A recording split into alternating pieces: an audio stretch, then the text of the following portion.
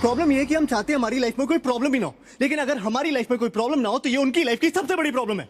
Basically हर लड़की की life में एक उम्र आती है जब उसे रियलाइज होता है कि अब उसकी लाइफ एक ड्राइवर, एक बॉडीगार्ड, एक नौकर और एक एटीएम के बिना नहीं चल सकती। और अब हर लड़की इतना सब कुछ तो अफोर्ड कर सकती नहीं ना, तो लड़कियां ढूंढती है बॉयफ्रेंड, ट्राई पे रखती, काम पर रखती हो, काम अच्छा लगे तो नौकरी, परमानेंट, शादी।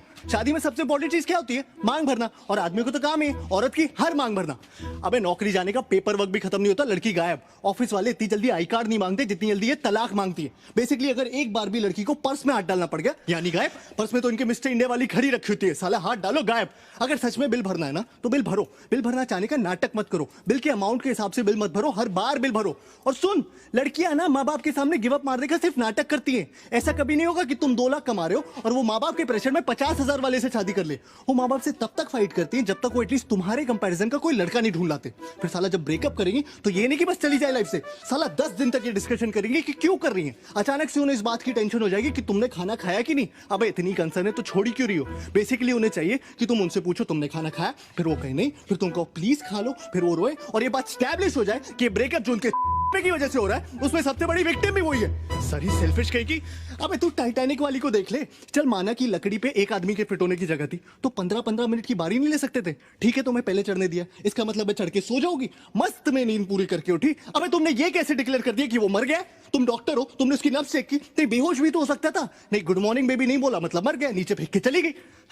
सोने से पहले बात करनी है, उठने के बाद बात करनी है। भाई दिन पूरा नहीं पड़ता क्या कि आदमी सोने से पहले 2 मिनट चैन से लेट नहीं सकता क्या? और क्या है ये टॉक मी टू स्लीप? और चलो इन्हें सुलाने के लिए मैं वो भी करने को राजी हो जाऊं, लेकिन सोते सोते रात रात में ऐसी कौन सी भयानक घटना घट जाती है कि उठने के साथ ही इन्हें फिर से बात करनी है। बीबी 1 घंटा हो गया तुम्हारा फोन नहीं आया। अबे आधा घंटा तो मुझे खुद को जगाने में लग जाता है। फिर आदमी हगता है, ब्रश करता है, नहाता है, शुरू हुए दिन के बारे में सोचता है। हर आदमी का फंडामेंटल राइट है हगते हुए सोचना, लेकिन ना इन्हें तुमसे तब भी बात करनी है। भाई शादीशुदा आदमी हमेशा ऑफिस के लिए लेट क्यों हो रहे होते हैं? क्योंकि जो टाइम पे उठते हैं वो बात करने में लेट हो जाते हैं, और जो समझदार है वो उठते ही लेट है कि साला उठो, तैयार हो और भागो, बस बात ना करनी पड़े। और ये सब बर्दाश्त करने के बाद इनका सबसे बड़ा ये है कि इन्हें सेक्स के बाद भी बात करनी है।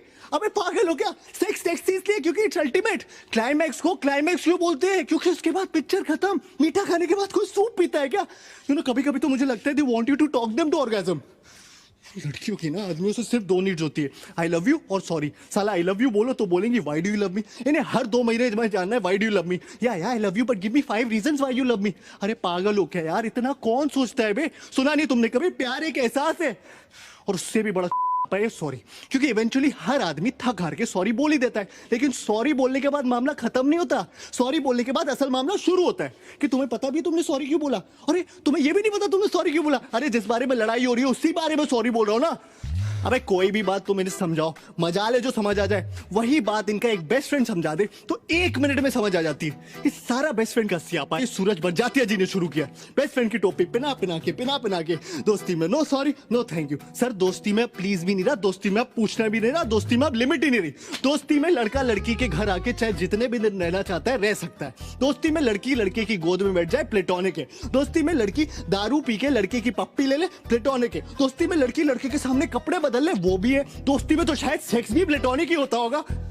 इनके कपड़ों के बारे में जरा सा कुछ बोल दो, अचानक से फेमिनिस्ट टाइप हो जाएंगी। You can tell me what to wear. अरे जब तुम मुझे बता सकती हो कि मैं क्या पहनूं तो मेरा बताना अचानक से equality, liberty, individuality, freedom, sovereignty का इशू कैसे बन जाता है? और इस साला भैंस की आंख फोन तो सबसे बड़ा दुश्मन है आदमी का।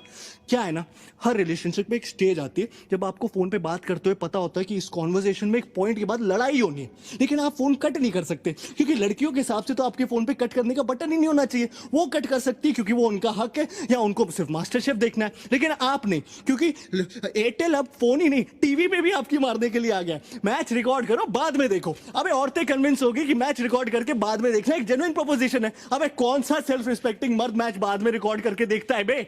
पहले साले ये सर्विस प्रोवाइडर्स हमारी मार रहे थे कॉलेज कम करके, वो मार के उठे तो साले स्मार्टफोन्स वाले आ गए। अब बता ऐसी कौन सी जरूरत आ गई थी ऐसा ऐप बनाने की जिससे किसी को आपकी लोकेशन का पता चले? हाँ, सिगरेट खरीदने के लिए रास्ते में रुक गया तो तुरंत फोन आ जाएगा, बेबी यूर फाइन ना? नहीं मैंने देखा तुम 3.5 मिनट से कहीं पर रुके थे तो मैंने सोचा फोन करके पूछ लूं। हाँ अबे मेरी माँ गाड़ी चलाते वक्त इतनी बार फोन करोगी तो मैं से ही मर जाऊंगा।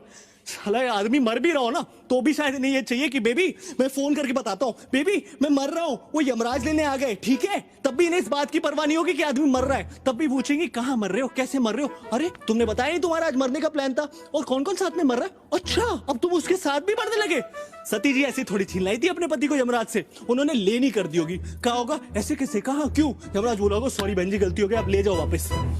एक तो हर लड़की का स्यापा है कि आई लव सरप्राइजेस, जबकि असल बात यह है कि women hate surprises, they just love the opportunity to pretend to be surprised. उन्हें पता होना चाहिए कि तुम कोई सरप्राइज प्लान कर रहे हो, उन्हें पता होना चाहिए कि क्या सरप्राइज प्लान कर रहे हो, लेकिन तुम्हारे थ्रू नहीं, किसी और के थ्रू। फिर उनकी असली खुशी इस बात में छुपी होती है कि उन्हें सरप्राइज पता होते हुए भी तुम उनके पास जाओ और चिल्लाओ सरप्राइज, और उन्हें ओ करने का मौका मिल जाए।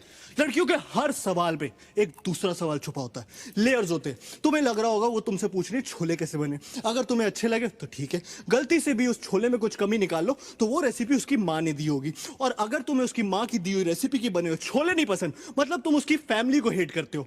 लड़कियों को ऐसा क्यों लगता है कि उनके माँ बाप भगवान का रूप है, अगर तुम लाइफ में कुछ भी सीख सकते हो तो वो उसके माँ बाप से ही सीख सकते हो, और हाँ वो तुम्हारे माँ बाप के बारे में कुछ भी बोले कोई टेंशन नहीं, तुम उनके माँ बाप के बारे में जरा सी एक लाइन बोल दो तो थर्ड और फोर्थ वर्ल्ड वॉर दोनों एक साथ हो जाए। हाँ, तुम मेरी माँ को मैनिपुलेटिव बोलो कोई टेंशन नहीं, मैंने तुम्हारी माँ को जरा सा टच ही क्या बोल दिया, इतनी टच हो जाती है बाई गॉड कि हफ्तों तक टच करने को ना मिले।